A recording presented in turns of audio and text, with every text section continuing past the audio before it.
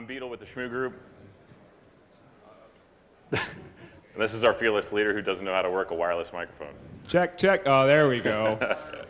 I'm Bruce Potter with the Shmoo Group. It's blindingly bright up here, and it's Thursday morning in Vegas, so I'm going to wear shades for a while. So I can't recognize anybody right now because the glare is outstanding. But thanks for showing up so early. Yeah, that's really cool because I'm still feeling last night a bit. This is a presentation entitled Rogue Squadron. Rogue Squadron is actually a twofold kind of concept. You'll find out a little bit later. It's kind of nifty, I think. We're talking about evil twin access points, and we'll rant about that in just a minute. 802.11 intelligence, radical radius, and wireless weaponry for Windows. Like I said, we're with the Shmoo Group, and we do a few wireless things here and there. So here's an overview of what we're talking about. Wi-Fi threats from old to fucking old.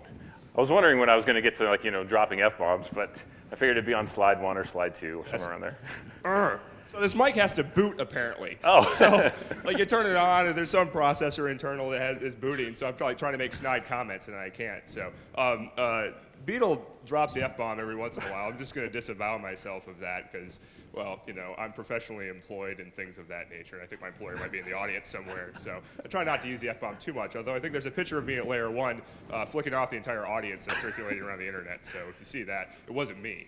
Just someone who looked a lot like me. But. Yeah, we're definitely going to rant just a little bit, at least, about why this stuff is really old and why we really didn't expect any of this to actually get accepted at Black Hat. But we tried to add a little twist in it to actually make it a little fresh. We'll talk about rogue access points, basics to badass rogue access points. I'm going to introduce something that I talked about at layer 1 called eat peeking, and I won't be able to give a demo of that. However, I will show you how the whole process works. You'll get to see really cool graphics and that sort of thing. We'll talk about two-factor terrorism, which in brief. Wireless weaponry for Windows. If you were at TourCon last year, you got to see some really cool things for Windows that I wrote that actually allow you to do interesting things with the wireless subsystem on Windows using WMI. We'll talk about AirSnar for Windows, and we'll also talk about Rogue Squadron, and you'll get more on that. We'll talk about rogue access point defense, so you'll hear a little bit more about Hotspot Defense Kit and how it's evolving, and then of course we'll just be blabbing here and there, and you can take what you want from this. For the record, we have like 60-odd slides. You just spent a minute on the introduction. Thanks. So, no problem. So why do we Wi-Fi? Who here has an open wireless network at home? An actual open wireless network? Go ahead, it's okay. You can admit it, man. Just say, I got an open wireless network at home. I'm Beetle, and I have an open wireless network at home. Welcome, Beetle. Who has an open wireless network at work? Yeah, do you know? Yeah, you don't know. You do, by the way. If you didn't know, you actually do. It's by some guy down the hallway or whatever. Here's the third bullet here. Crap. My TiVo can't do fucking WPA. All right, and neither can my PSP. Does it really matter? Do I need to actually protect my TiVo streams from the badass hacker that's going to download? Do I need to protect myself when I'm doing an ad hoc wipeout pure session with a buddy next to me with a PSP? Is it really that big of a deal? So some of this, we throw out this and we rant about wireless security, but some things really don't require that much security. I really don't care if somebody DOSes my wipeout pure session. They obviously have nothing better to do, right? This last point though, when and where should we be actually doing Wi-Fi, right? Coffee shops, yeah, cool, right? Airports, yeah, cool, right? Hospitals, banks, nuclear power plants. All right, so I got this from a trade rag that a buddy, Matt Fisher from, he said don't say where he comes from, but you know where he comes from. He's a really good guy. And he sent me this. He was like, you're not going to believe this. I'm like, oh, wow, it's an article on how they're deploying Wi-Fi, and all sorts of other wireless things, to include Zigbee, and you'll probably hear a few things about Zigbee as it becomes a little bit more prevalent. And I thought, yeah, that's really interesting. He was like, no. Take a closer look at the picture. Access point, right? A typical wireless access point at Comanche Peak. So far, Azima has installed monitoring devices on more than 50 pieces of critical equipment within Unit 2. Unit 2 must be Unit 2,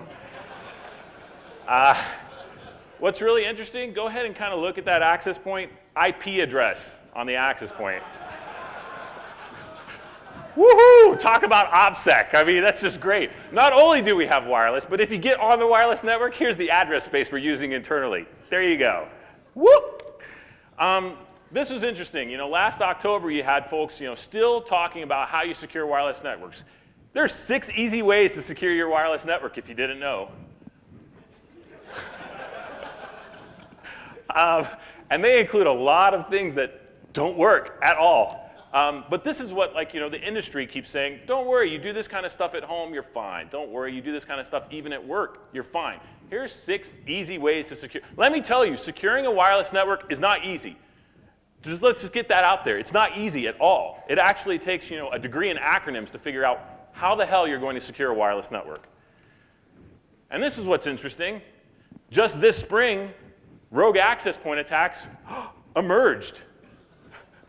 Evil twin access points, that's what they're called now. But we were talking about this 2 years ago. What's wrong with us? Where are we failing here? Bruce, you want to rant on that a bit? I mean, where did we go wrong? I mean, this has been talked about for a long time. And we've talked about it prior to us. There were a lot of people talking about it, people writing papers about it, and everybody ignores the problem, all right? It's not the encryption on the wire that we need to worry about. WEP is broken, yeah, get over it, all right? Let's solve the real problems with wireless networking. Everybody in this room needs to be kind of an evangelist on their daily basis, right? Like we do security, we're paranoid, we're angry, let's go after the man. Come on, that's what Black Hat's all about, right? So you should leave here and tell people about the problems that are real in the world.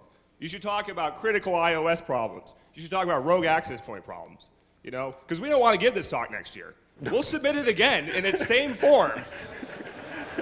And if it gets accepted, we're not coming. There's some key points here. One of the things that I've been really trying to harp on recently, security acronyms have taken precedence over proper implementation. People are talking about acronyms as a way of securing their networks as opposed to actually validating implementations. We use EAP.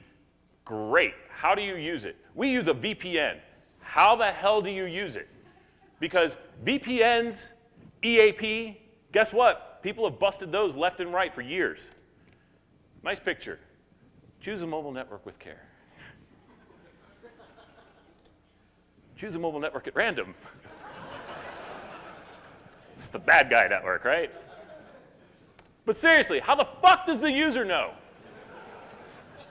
How do they know they're on the good network? How do they know they're on the bad network? You want to disavow that one too, Ben? Yeah, I had nothing to do with that F-bomb. So let's talk about rogue access point 101. The traditional thought about rogue access points is that it's an unauthorized network backdoor. Your employee, because he's figured out how to actually set himself up a cool wireless network at home, says, man, this is easy. This is the bomb.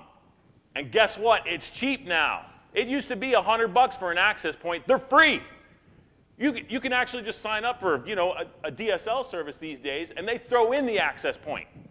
Or, if you're really lucky, you go to Fry's and you get yourself an access point and then scope for a couple rebates. Access point was $30, rebate was $30. It's free. This stuff is so cheap, it's so ubiquitous at this point that people are just jacking these things in the corporate environment. Problem, right? And everybody's got to deal with it at this point. However, a new twist on rogue access points is using them as an attack vector. AirSnarf, which we showed off 2 years ago, basically set yourself up an access point that's higher power, closer, and people will join it, give you all sorts of information. Let's look at this graphically. Access point, SSID of good guy. Client comes in, SSID set to any, or it could actually be set to good guy. He associates to the access point good guy. His SSID effectively becomes good guy. However, bring in the closer or stronger access point, SSID of bad guy. Client card associates there, and his SSID effectively becomes bad guy. This occurred without the user's knowledge as of Windows XP, pre-Service Pack 2. Service Pack 2 solves this. Tells you when the SSID changes.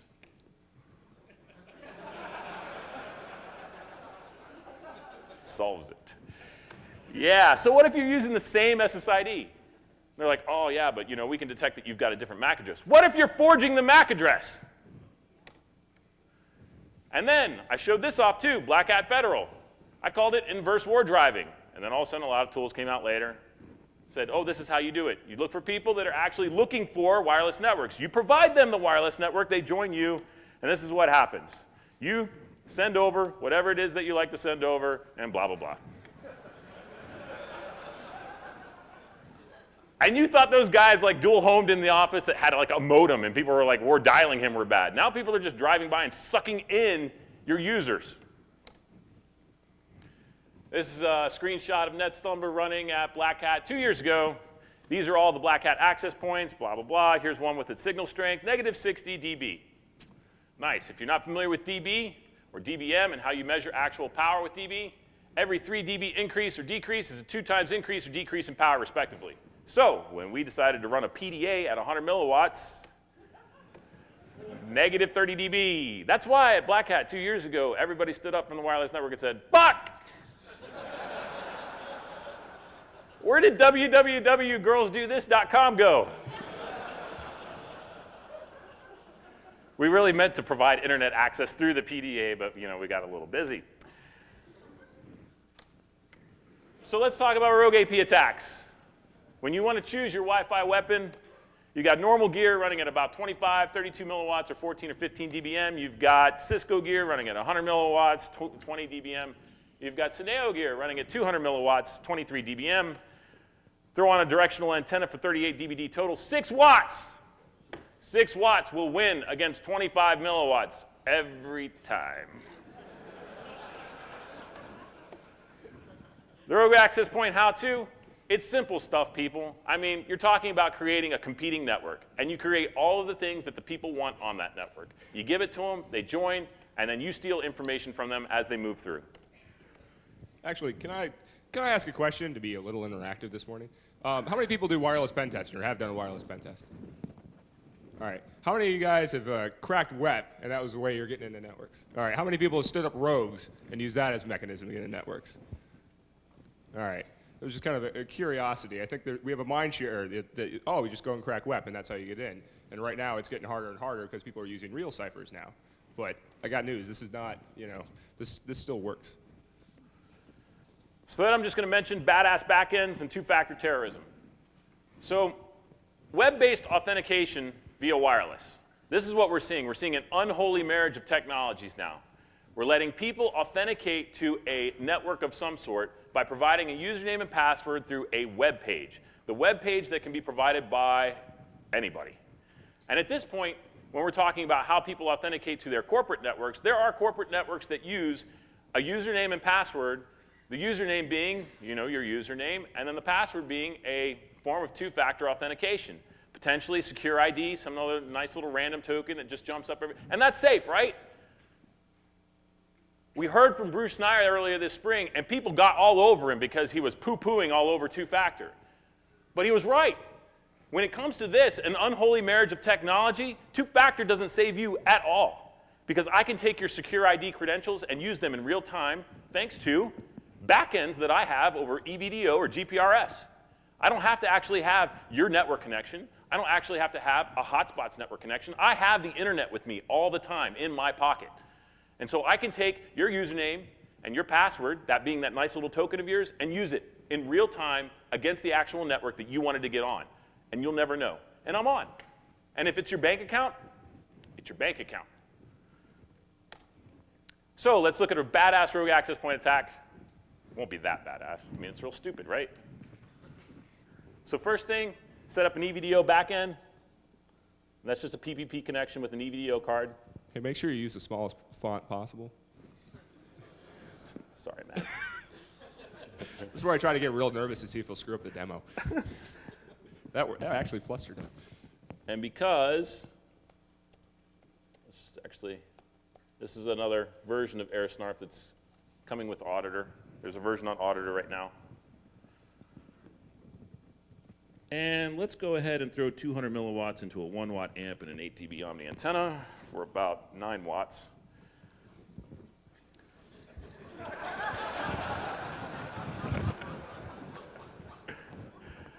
Now, if this works correctly, I should be able to, without killing myself. Go back over here real quick. Access point set up.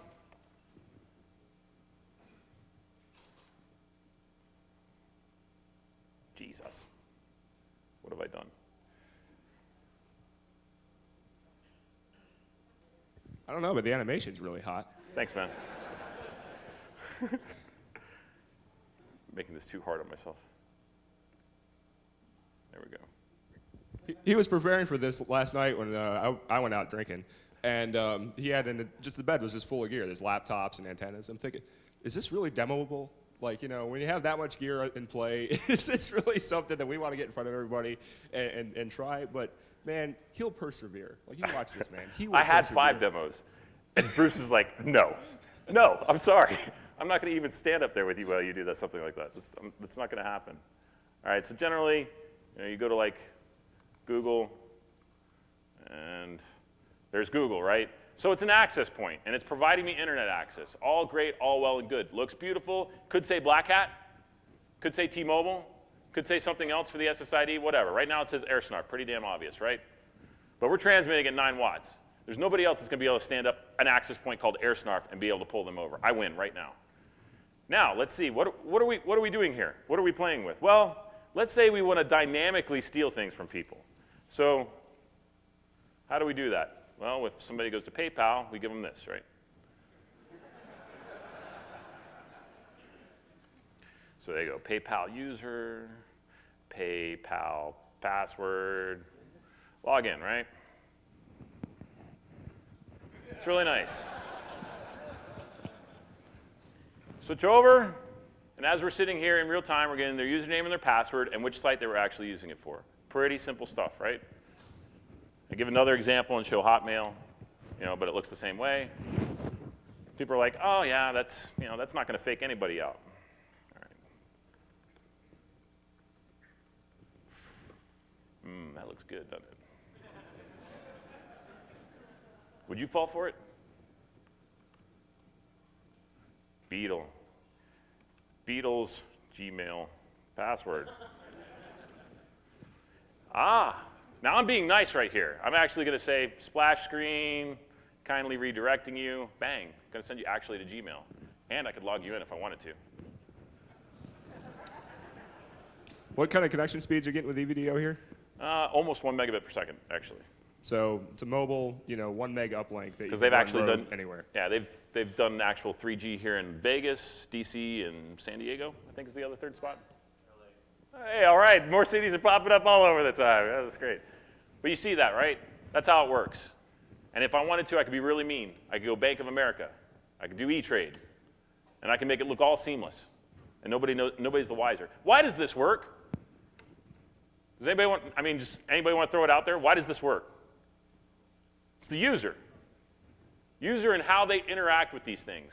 But there's somebody else that's in trouble here. Somebody else is at fault. The website.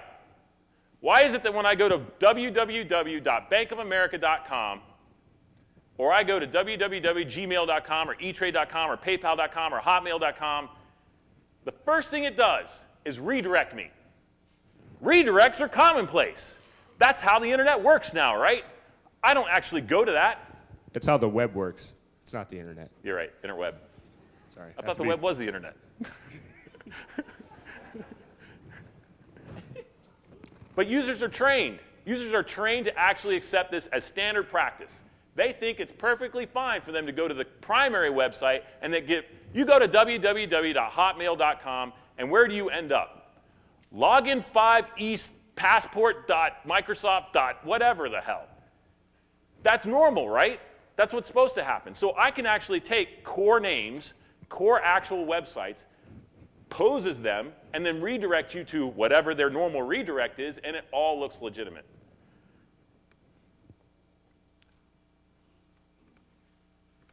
And that's one demo down. Ooh. Wow. I lost a lot of money right there, by the way. I didn't think anyone were going to fly. So. Yeah. No faith. No faith. Hallelujah. Slideshow. Back to the slideshow. So we can provide people with Hotmail, and they're owned. We can provide them with PayPal. They're owned. Twist. Airports. Go to any airport, and there's a hotspot there. And who's it provided by? Who do you know? I mean, is it Boingo or T-Mobile, or is it Joe's hotspot these days? Who's actually there, and who do you trust? Owned as well. Rogue access points are not going away. Users are going to be users. They're going to give away information. They're going to fall victim to impersonators. If you didn't notice, phishing is on the rise. Identity theft on the rise. All the kids are doing it these days. And everybody has all of these extra wireless client profiles that they can get sucked in on. I think you're leaving out one critical piece of accountability on this, and that it's all the software that lives between the user and the network. And we'll get into that in a bit, but he makes it sound like, I mean, users do have problems and all, but there's an extra, conspiracy in here, and that's the operating systems and the drivers are not doing a damn thing to let the users know that something strange is afoot. Yes. And then you've got folks like Gartner telling you that this isn't a threat. This is overblown. The greatest rise in crime, okay, phishing and identity theft, paired with the greatest emergence of technology in terms of how people are using the internet. No problem in between, right? Gartner can blow us.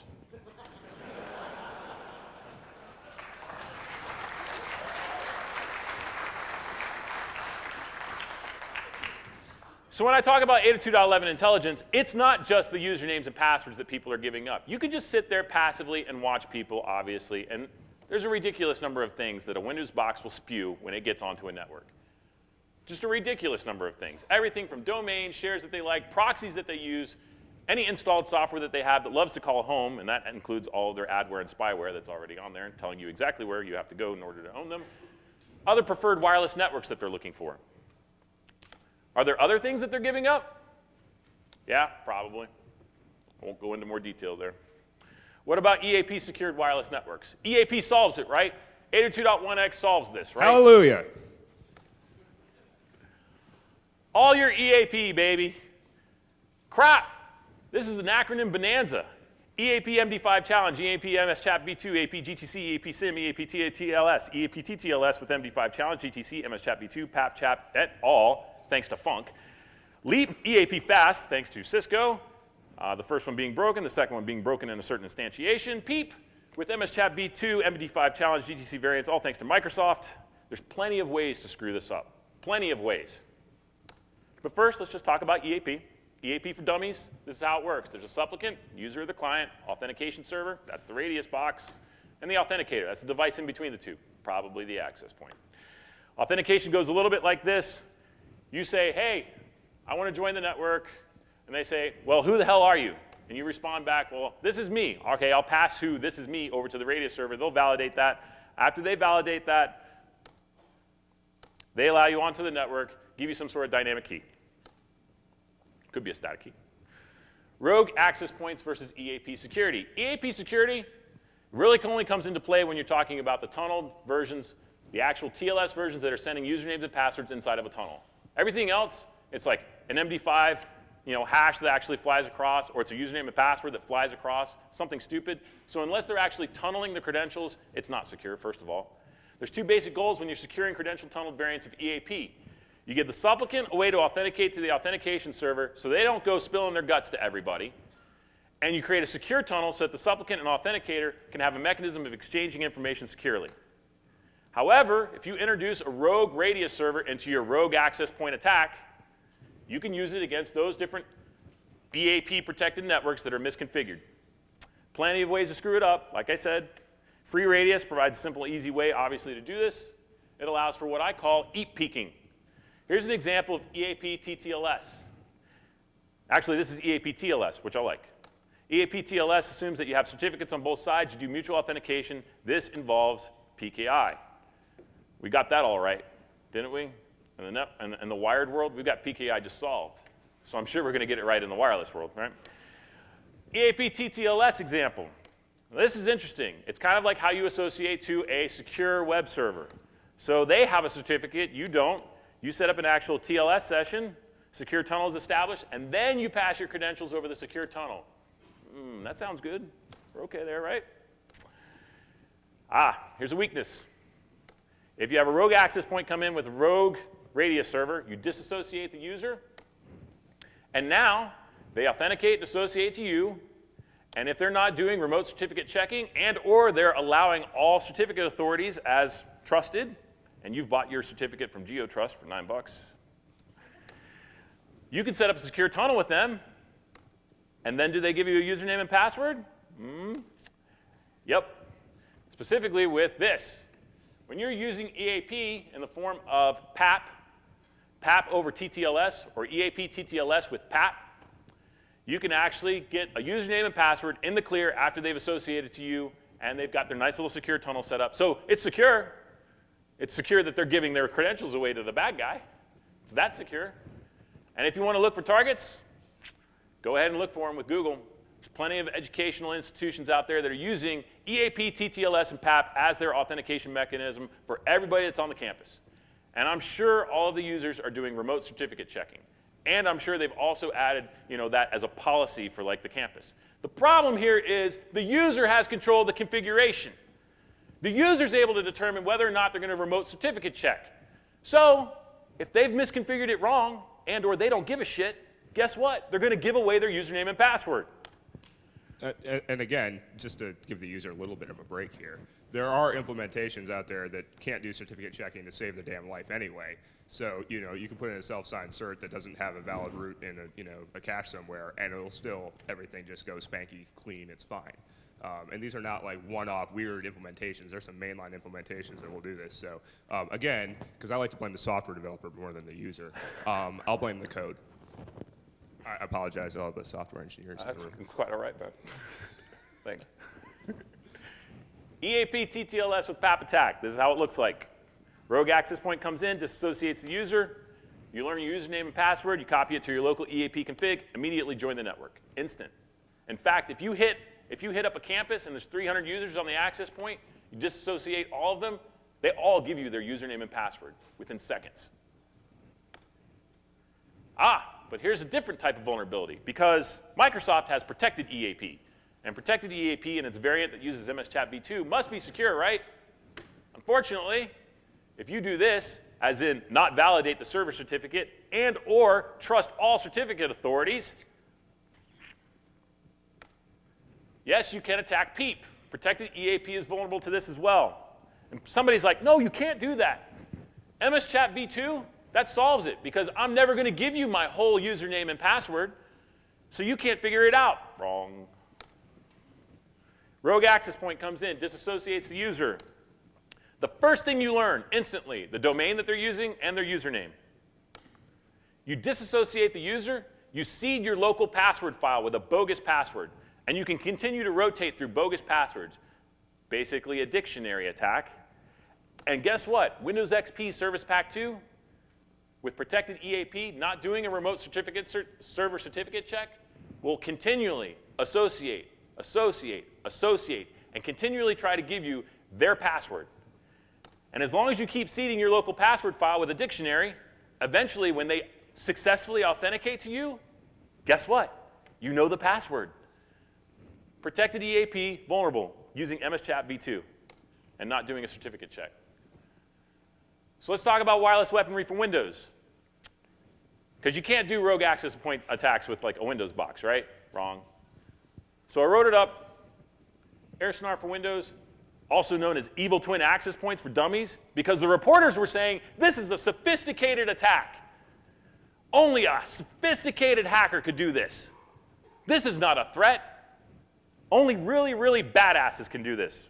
Believe me, it's not that badass.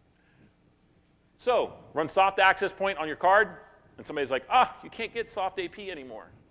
It's interesting, but after that document came out, PCTEL seemed to pull their software from their site. You can't use soft AP anymore. You can't download it. If you want to buy it, you got to be somebody that's, a big corporation or something along those lines. Wrong. You can look for a nice little card called a CWC 854 from CNET. CWC 854, and it comes with soft AP software. Free. So you don't have to pay the $20 to PCTEL anyway to get soft AP. Treewalk DNS. Treewalk DNS provides local DNS cache poisoning, Apache for your web server. You're providing a network. And it's all there on one Windows box. It's that easy. Rogue Squadron. What is Rogue Squadron? Well, somebody said it was too difficult for them to run AirSnarf to demo a rogue access point attack and or do the rogue access point attack on a pen test.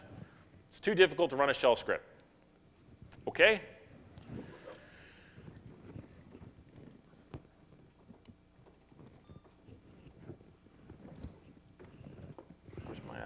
network cable.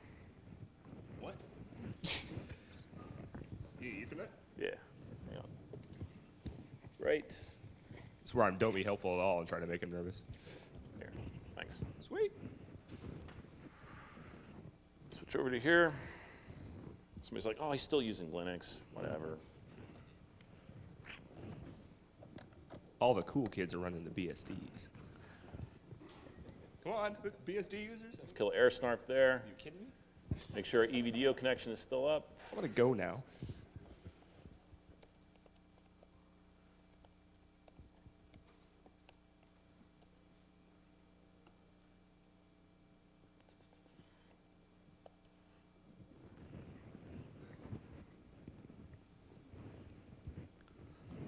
So assuming that it's too hard to actually run a shell script in Linux to get this done, wouldn't it be nice if you just had something that was plug and play?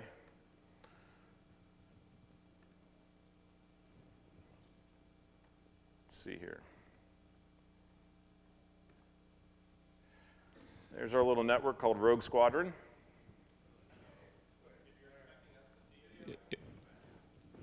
Oh, sorry about that, guys. Hold your laptop up higher was the request. That's going to solve Trust it right us. there. All right, so I associate to the access point called Rogue Squadron here. And Firefox. Let's make sure I don't have anything cached here, because I know that's just going to kill everything. There went all his porn. No!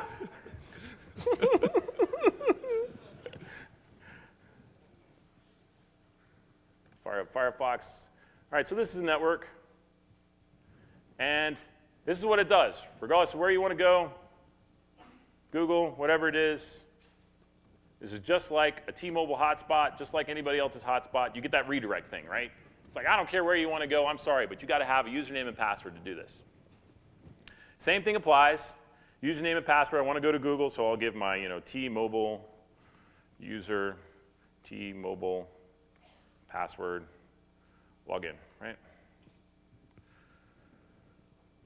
And then if it's really nice, it'll authenticate me and it'll let me use the internet, just like a hotspot will. Just like a hotspot, right? And it is just like a hotspot because it's all running from an access point. The Linksys WRT54G now has custom firmware provided by the Shmoo Group. Rogue Squadron. Rogue Squadron is firmware that you could download onto any WRT54G. We had the hot Shmoo interns code this for us. And just like a WRT54G, when you install this, it acts just like a regular access point. It's all well and good. We replaced the Cisco logo with our own. I'm sure we're probably the next person to get sued after Mike.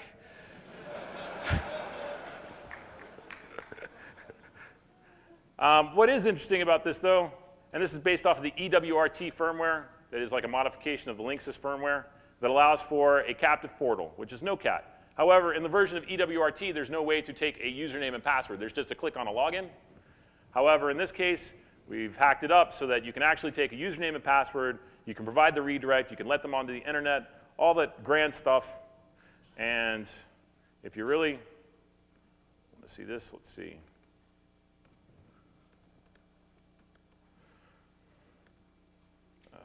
Yeah, actually doing something there would be good.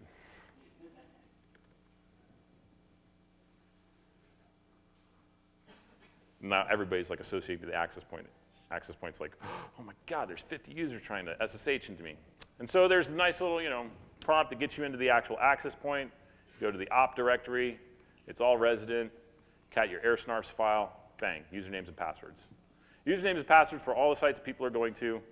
Usernames and passwords for the ones that they tried to authenticate to you. It's your own hotspot. So it's not a bad hotspot. And if somebody wants to actually take the code and move it on to actually do real authentication, they could do that. Rogue Squadron. Or rogue access points for the masses, as we like to say. I mean, just to drive the point home, because I'm not sure if it's just too early or everyone was totally not impressed by all that. Nope. Or maybe a little of both, really. I mean, you're aware that we have the AirSnarf logo up there on the splash page just because we're not really in the game of going out and trying to be T-Mobile or be whatever. No. But it's a trivial thing for people to set that up and make the HTML proper. And it's not like this was a lot of rocket science. I mean, Beetle's a smart guy, but as we've been saying all along, the original AirSnarf was just a bunch of shell scripts, right? It wasn't rocket science. And this is just, it's packetized, it's nice, you can use it. And honestly, it makes a hell of a great little hotspot thing. If you're doing a community wireless network or something like that, you could actually pick this up and use this for that kind of purpose. But, effectively, you hook that thing up to an app, you set it next to T-Mobile, you let it rock and roll for a while. People, doing EVDO bridging, the whole deal. Battery power them. Yeah, battery power the sucker, and just, that's it. The user has no idea. And they use WDS. So you can set up 1, 2, 3, all back into one uplink. Your corporate user that's on the road, that's not anywhere near your office, has no earthly idea what's going on here. Nope. Your enterprise intrusion detection system isn't detecting a rogue access point. Okay? They're 1,000 miles from home getting owned, getting a cup of coffee. That's the threat to your enterprise. I mean, this is the maximum that they can get as a regular user. I mean, now there have been some companies that have actually caught on, and Bruce will talk about it more. But I mean, before there was like, hotspot defense kit, I mean, this was it. You had to bring up a client utility to actually tell you what signal strength was, who you were actually associated to in terms of an actual hardware address, whether or not your signal to noise ratio was like fluctuating greatly. Because I tell you what, when 9 watts comes online, signal goes through the roof, baby. Is that still plugged in? No. So Bruce is going to rant a little bit about defense. Gonna keep a wide berth from the antenna here. It's off. Oh, man, you gave me that look like All right, so first of all, can I get a round of applause for Beetle's crazy PowerPoint foo?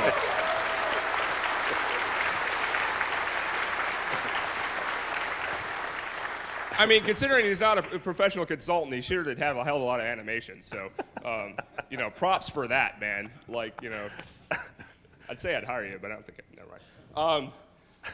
Too many F-bombs. Yeah, exactly. Too many F-bombs to be a consultant.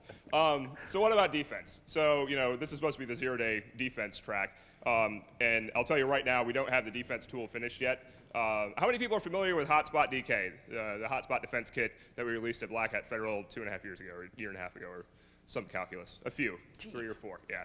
So we weren't very successful at pimping it out, it turns out. We're not really big into pimping our technology. We're big into telling you all about things and hoping other folks go forth and use it. What's really been frustrating about Hotspot DK, or HSDK, is that the technology that was in it, we BSD licensed and just said, anyone, vendors, pick it up, use it. Like, your users need help. And it wasn't until the last six months or so that even a handful of vendors started to pick up on this. So I'm going to try to talk through some of the defensive issues. Feel free to argue with me on some of this stuff. I feel pretty strongly about it. There's a lot of issues afoot. You can't deploy a wireless network and not have people who understand network engineering, security, user needs, the whole deal. This is a complicated problem. I've seen wireless networks fail because of lousy network engineering, not necessarily because of poor security practices. So it's just as important that you have mad network foo as you have mad security foo. We're going to talk about architecture and configuration. You can read. I'm not going to read it for you. So wireless architecture, there are a lot of options. Okay? There's a lot of vendors. Hallelujah, brother, there are vendors. Because there's money in wireless. I don't know if you hadn't figured that out yet, but there's a lot of people who ran to the marketplace a couple years ago trying to sell stuff. Now, in fairness, the last year has been a pretty big deal for the wireless security vendors out there because some of them have really started to figure it out. People ran to market 3 years ago with product just trying to get it out there because it was the thing all the kids were doing it. There's money in it. Our cap VC says we have to do it, whatever. But some of these people are actually starting to have moderately robust products. So there is hope, but it's certainly not ubiquitous. So people like to talk about layered defense, the OSI layers. I'm obviously not going to drill through that today. But some folks that I talk to talk about wireless networks, and they say, I'm just going to secure layer 2. Like, that's my jam. Like, I believe layer 2 and all this EAP stuff, that's the savior. And some people say, that's really complicated. I don't understand this alphabet soup. I can't spell EAP. So I'm just going to focus on layer 3. And some folks do both. So what's the right answer? Well, as usual, it depends. But I will say that just securing layer 3 is a really bad idea. If people don't want to attribute themselves or somehow be associated with this statement, feel free not to raise your hand. But how many people are willing to admit that they just use layer 3, i.e. like IPsec VPN or something to secure their wireless network? That's their primary mode of security. It's okay.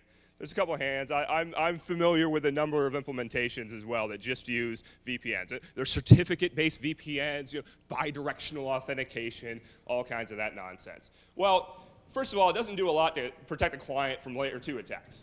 Like layer 2 attacks are still full-on fair game, right? If I have a wide open layer 2 network and a really locked down layer 3 network where I'm doing this crazy IPsec stuff, I can still do rogue attacks. I may not be able to parlay that into higher level stuff, where I can get a web page on the user screen and start to trick credentials out of them and things of that nature. But there's still stupid layer 2 tricks going on against the client. At that point, you're relying on the quality of your VPN software. If your VPN software can be tricked into not encrypting or just kind of giving up, or it's a split tunnel or whatever, you can usually do stupid nonsense to the client to display a page, or even skip displaying the page, just go own the box. Like, is it patched? No. Whoop, okay, it's mine now. Now I'm going to use that to jump into your enterprise. Hallelujah, brother. Okay? So that's a really bad situation to be in, and layer 3 protection doesn't necessarily isolate you from that. Also, it doesn't protect the infrastructure, right? So the infrastructure is still in play. You have an access point that's not technically a layer 3 device usually, it's just a bridge, and he's just sitting there waiting to get destroyed. And then you have bad network architectures that may exist behind that access point. I'm talking people leaking spanning tree out into the ether, okay? You go out to, go out on site, I'd go to a friend's house, whatever, friends with spanning tree, that happens all the time. CDP, baby. So I need new friends, it turns out. You'll just see spanning tree leaking out. Like, hello, I'll be your root bridge. Give me all your VLANs, I own your network. Or at least everything in that switch fabric I could certainly have some fun with. CDP, Cisco Discovery Protocol, is awesome, because you don't need to know a damn thing to build your network. If you buy a bunch of routers and switches and plug them together, it'll build a network for you, right? Like VLANs, like trunks will form between switches. Holy crap. I actually found one in an enterprise I worked in once. Like 2 switches, like there was a trunk between them that shouldn't have been there because CDP was on and said, you're a switch, I'm a switch. Foop, and it made a trunk. And started passing VLANs. I'm like, holy cow, that's really scary. There's a lot of things that CDP will force Cisco devices into doing just cause, Not a good situation. Routing info will get leaked out, like OSPF. Why does the world need to see an OSPF update in the clear, On the wireless network. On the wireless network. Like, it just doesn't make sense. Shared LAN segments, Bob Fleck, who I don't think is here, and some other guys at Cigital released a paper a few years ago on ARP spoofing on wireless networks. A couple people did it at the same time. It's kind of one of those things which is eminent. But in case you hadn't figured it out, don't ever put anything else in your wireless network segment except for the wireless APs and the wireless clients. Because they will be, you can pull them off, you can ARP spoof and pull everything out into the wireless network. I mean, like, rule number 1 of wireless networking. APs, wireless clients, router. That's it. No other desktops, no workgroup servers, none of that crap. Whatever. All these bad network architectures can be given up because all you have is layer 3 protection. You're not protecting yourself. Even if the layer 3, that first router is a firewall and it's really pissed off about doing VPNs and whatever, this stuff can still happen. Okay? So because of that, I really don't think it's a good idea. Layer 2, it's a bit better. All right? So you have all this disaster of dealing with the alphabet soup of what EAP method you want to use and all this crap, but it prevents a lot of attacks against the client and the infrastructure. Again, if your client software is hokey, people turn off certificate checking, you're going to get in trouble. But if you're leaking STP out, at least it's encrypted with the shared static key, And there's not a lot of information coming out, so it takes a long time if you're going to try to do an attack against that to decrypt it.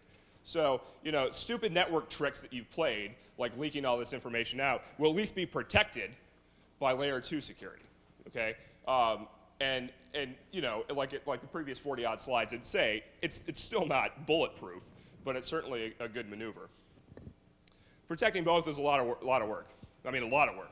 Because invariably, with both, you're talking about a PKI. Like, woohoo, there's nothing more I love than dealing with PKI. Like, my Mac and I, like, we've just given up on anything that's PKI relevant whatsoever. Like, I go to places, they're like, oh, you want to get on a wireless network? Well, you get a certificate. I'm like, no, I think I'll just use my GPRS or EVDO connection, thanks. I don't think I've used a public hotspot in a year and a half. I've completely gone over to the dark side and used the cellular networks. And I'm a better person for it. I'm more complete. Further, I don't fear it. Like, I could open up my laptop right now and just go to town using it, and I'm more worried about the Bluetooth link from that thing to my phone than I am about the GPRS connection out to the internet. Because if somebody is here and they're spoofing a cell site, oh man, like you got mad foo. Like I will buy you a round, buddy. So configuration, don't screw it up, okay? The cost of failure is amazingly high. If you screw up your own internal wired network, the cost of failure is usually an outage, delays, performance problems, whatever. Screw up your wireless configuration, the cost of failure is getting owned, right? That's a big switch, you know? That's a different model altogether, all right? So you need to be very careful. How many people practice what they consider to be good configuration management? Right. Man, my soapbox just popped up out of the stage. I'm going to get up on it now. Actually, I'm going to wait a couple slides. Configuration management and low-level... I'll get to it in a minute. I'm getting all teary-eyed. Don't screw up your client configuration. And this doesn't just go for you, the guys running the enterprises. This goes for your users. Now, that's easy to do. Stop the user from screwing up their own machine. ... Profit. I mean... It's a phenomenally difficult problem, you know? If I've got, you know, whatever, a 2-star or an EVP or whatever land I deal with, I got some really high up, and he says, you know what, I'm going on the road, and I need to blow open my wireless connection so I can connect to my Aunt May's wireless thing in Santa Clara, and then go down to, you know, wherever and do something else. You know what? I'm going to do it because I like my job. But his box will probably, you know, at some point be under some poking and prodding and potentially get owned. Especially because people like EVPs and 2-stars are targets, right? Wireless, I mean, as much as it doom and gloom and wireless security is this evil thing and man, we need to protect everybody. Who cares about grandma? Yeah, like, I've said this before. I ran a wide open wireless network at my house with all my machines on the same subnet, and like unpatched FreeBSD boxes and unpatched Windows boxes. Grandma doesn't even have any good MP3s. Yeah. For 2.5 years, and not a damn thing happened. I broadcast my physical location on the internet. Like Beetle and I were involved in the group doing community wireless networking. We had databases that said this is where we are. 6 people in 3 years joined my network. It's unbelievable. The one problem I had is someone was using my network. And he calls me up the next day and says, hey, I was back behind your house using your network at 2 o'clock in the morning, and the cops stopped. And it took me half an hour to explain to him what I was doing and that I wasn't breaking into your house. And, all right. But other than that, man, nothing happened. So people are targets, man. Like some people that you have to, I mean, we get paid to protect networks, and we also get paid to protect people, right?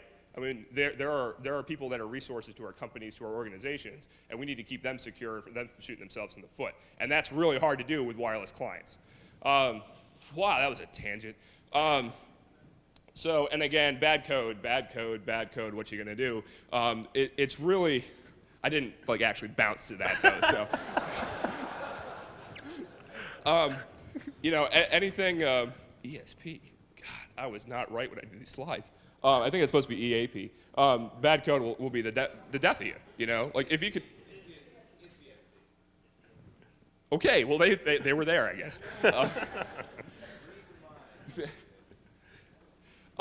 So, securing the client or securing the infrastructure, again, if your client's not near your infrastructure, you're not going to do anything to protect him. Standing in this room, I can't protect attacks against my wireless network and my wireless client back in Maryland. Further, my wireless network in Maryland can't do anything to protect my laptop right now. All right? So all the money you spend on these products to put in your enterprise, protect yourself from rogues and attacks, whatever, great. I'm serious, great. That is good. That needs to get done. It needs to happen more. It needs to get more sophisticated. But the moment that client leaves, you're in trouble. Further, there are conditions where this stuff still doesn't do everything it needs to do, right? These clients are still vulnerable even when they're near your enterprise. You know, things run real quick in the electronic world. You know, like you know, Mike was talking about yesterday. He's talking beating around with this, heap cleaning thing on these Cisco devices, and like, magic would occur every minute and like kick them out, But a minute is a lot of time. If I've got a minute or two to launch a rogue attack and compromise one of your clients, load malicious code and get the hell out of there, man alive. Like your security guy that was outside having a smoke and got the phone call is nowhere near me by the time I've left. All right? These things can happen really quick. So we need client software that can defend and detect against rogue AP attacks. We released Hotspot DK, yada, yada, yada.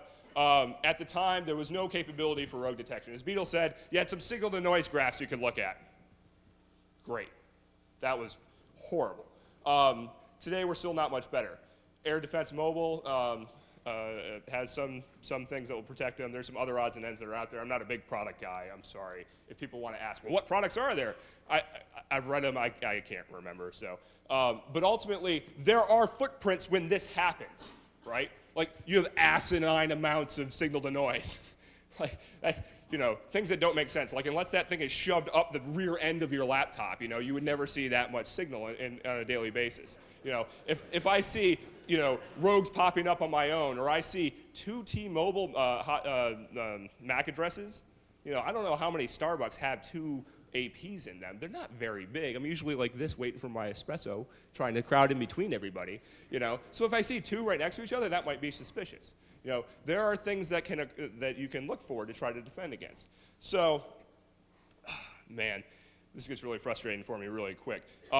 Further, the protocols that are out there, 802.11, God bless it, because it's made a lot of people really happy. But ultimately, the protocol was not designed to withstand the threat model that's deployed it, right? There's no authentication on the core management protocols. Management frames are not authenticated. And beyond that, just in general, it's not really designed in a way to have you have any degree of assurance of who you're connecting to. So you end up bootstrapping all this EAP stuff on top of it, which doesn't really scale across enterprises. If just because you have TTLS and doing all this stuff in your enterprise doesn't mean that Starbucks has it or your neighbor has it or whatever. So everyone's deploying their own point solutions, and the core protocol just isn't designed to help it. So it's up to the software vendors to look for these mistakes, look for the artifacts, and it starts to sniff like an IDS all of a sudden, like you're looking for these signatures of what's going on. So what we're working on with Hotspot Defense Kit v2 is basically the clients in V1, they were looking for attacks against themselves, if you will. They were looking for stupid layer 2 tricks against them. In V2, what we're looking for are stupid layer 2 tricks that are just going on in general. If I'm in downtown Baltimore, how many people have been in downtown Baltimore? Okay, how many people have been 2 blocks outside of downtown Baltimore and feared for their lives? Right. Okay, if I'm 2 blocks outside of downtown Baltimore and I hear a gunshot, just because I don't get hit doesn't make me any less nervous about it. Wireless is the same way. If we're sitting here and there's attacks going on around us, just because they're not affecting us right now, probably isn't the best idea to continue to do what we were doing. It's one of those times you shut the radio off, enjoy your coffee, grab the paper, go home. Or shut the radio off and you fire up your EVDO card or something like that. But ultimately, what we're trying to do with V2 is make an environmental monitor that's just sitting around, kind of doing your normal things. The things that your enterprise IDS system would be doing anyway, your enterprise wireless IDS system is doing to protect your enterprise, well, when your client's mobile, they got to do the same damn things. They have to do the same things to protect them, right? And as a community, we need to be aware of that. We need to have that kind of mindset. Further, we really need to, well, I'm running out of time, so I'm not gonna belabor that point. Blah, blah, blah, blah, blah. Oh, user interface is key. Users, as Beetle likes to say, are kind of the problem. So the interface is a red ball and a green ball. When the ball turns red, it's bad. When it's green, it's good. Okay? So I'm of the opinion that that's how an IDS should work. IDS is in like enterprise systems. Like if you're paying a guy to sit in a NOC and watch an IDS, the screen should be red when it's bad and green when it's good. Like not bars of red and green and whatever. Like, is someone in my enterprise or not? Tell me. If the answer is no, it's green. All right? I can look at other things, but what I really want to know is the high level green and red, binary answer. Users, they really need that.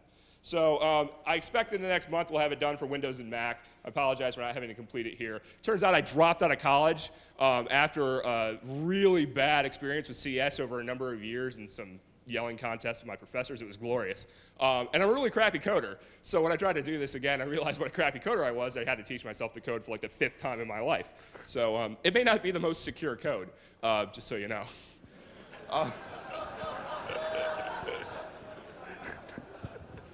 Oh, God. What? Blame the user. It was the user's fault. When did you stop beating your users? Wow, jokes have been terrible today. One last thing, secure versus security operations. And I don't have nearly the time to spend on this that I'd like to, so I'm just going to gloss over it. But the general concept here is you need to think about your operational security in a structured fashion. It's not what's buzzword compliant. It's not what the vendors are selling you that's cool and what all the kids are doing, right? I have been in enterprises, we had no money, we had no IDSs, no honeypots, none of that. And we had millions of dollars of revenue going through us, but we had damn good patch management, damn good configuration management, damn good operational procedures, sketchy firewalls, and no software security. 2 years and we never got owned. All right? That's the stuff at the bottom of this thing, and you can argue where these things go, and I'm happy to argue about this because, man, I've gotten in some fights about this thing. But the stuff at the bottom people don't normally consider as, the core, like what security is. Like, we want to talk about IDSs because it's awesome, and we want to talk about honeypots because they're fun and sexy. Well, really what you want to talk about is patch management and configuration management. And until you have that figured out, you don't have any right in the world deploying an IDS. Pardon my, holy war. I'm going to go off on this more at DEF CON, so if you really want to have some fun, come to that, because I'm also going to tell you why I don't think it's a great idea to deploy Linux. So that may be my last day on Earth, so if there's anything you want to tell me between now and then, just come see me and tell me and get it off my chest. So we're looking for new interns at the Shmoo Group. So anyway, is this where I turn it back over to you? Yeah, I mean, I'm sorry. And you can read through your own slides, but I mean, we go over some examples of networks that you should have. It basically comes down to secure segregation and management of your access points. And then, once you actually get to a work environment, whoa, the diagram gets really complicated. It gets a little bit more complicated than all the other networks. And so you actually have to work. And oh my God, we'd actually have to work to get security done, right? If you want to learn more about, the wireless stuff that you can do on Windows and all the little things that you can roll for your own to actually do rogue access point detection from like one central location on like your domain, you can do it. And there's like presentation from TourCon 2004, wireless weapons of mass destruction. You can find it, Google it, download it, be happy with it. I mean, this is an SSID scanner, 17 lines of VB script. Throw it in as like a login, script for like your users or whatever, so that they're not running NetStumbler because it doesn't really take NetStumbler app to actually go and find out what SSIDs are there and report them back to the actual domain. So it's not that difficult stuff. This may be the one legitimate use of VB script, by the way. And it was painful to learn it. Yeah. In summary, implementations versus acronyms, okay? EAP, VPN, they all sound great, right? But how are you deploying it? How are you configuring it? Configuration management of user wireless profiles. I mean, you need to rule with an iron fist or die when it comes to actual configuration management of wireless profiles for your users. And you have to decide, where is it right to actually Wi-Fi? Is it applicable to every environment? You know what? Everybody's just like, oh, it'd be great if we had a wireless network for this. It'd be great if we had a wireless network for this. It'd be great if we... You know what? Stop for a minute and actually think that you have the right to say, no, wireless doesn't belong in this particular area, okay? Maybe it just belongs in your conference room. Maybe it just belongs in your conference room on a dedicated line going straight to Google. And that's all people should be doing with your wireless in your environment. And the rest of it, on the wire, baby. And wireless threats versus how much money you're actually spending on it. We're up here and we're screaming about wireless and wireless security, blah, blah, blah, and how you need to actually, pay attention to it. But how much money are you going to throw at it, and how much of a sinkhole is it going to become in terms of your overall security budget? And at the end of the day, people are coming in through your front door all the time on the internet side. Thousands of attacks per day. And meanwhile, there may be let's assume there's one person per day that comes up to your wireless network and tries to attack it. 365 intruders a year. 10,000 attacks every day on your internet connection. Where are you going to spend your money? Where are you going to start looking? You need to start thinking about that. I love it when he invalidates the entire talk with that sentence. Exactly right. And really, this isn't that big of a deal. Don't worry about it. Here are some links. AirSnarf, obviously. Rogue Squadron, you can go there. There's firmware you can download. There's the actual code. So if you want to modify it or whatever, you can download. Hotspot Defense Kit. There's versions of it already, but there's newer versions coming out. And then obviously, on the next time, and you'll probably see us in the next con you should be looking at going to, TourCon. Woo! Woohoo! Thank you very much. We're out of time.